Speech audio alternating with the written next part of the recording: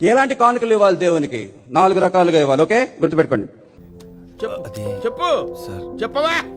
ఆదివారము సంచిలో ఏ కానుక వేయాలి మీరు?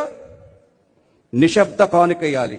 ఓహో, అంటే అనా కానీలు మనకూడదు, రూపాయలే పడాలా.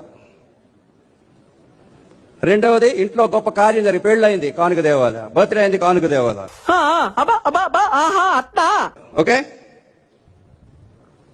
కొత్త కారు కొన్నాం, కానుక దేవాలా. మూడవది, ప్రతి నెల మీ దశమ భాగము సంఘానికి ఇవ్వాలి. సున్న పొదలో ఉంటాం, అడుక్కోవడం తప్ప వేరే లేదు. I hate bangers. ఈ రోజుల్లో ఇది పెద్ద దుమారం అయిపోతుంది. సేవకులు ఎప్పుడు దశమ భాగమే అడుగుతారు, దశమ భాగమే అడుగుతారు. మేము తప్పకుండా అడుగుతాం. ఏదైనా పని పాట చేసుకుని బతకచ్చు కదా. అడ్డగాడిదలా పెరిగాడు, మళ్ళీ మేసాలు అడుక్కు తింటాం.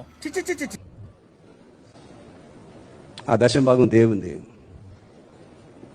అది దేవుని సేవకు మీ పెట్టుబడి. ఆ పెట్టుబడిలో అనేక మంది ఆశీర్వదించబడితే తిరిగి యేసు ప్రభు మిమ్మల్ని ఎన్నో రెట్లు ఆశీర్వదిస్తారు. మోసం చేశాను రా, ఇలాంటి మోసం ఎప్పుడు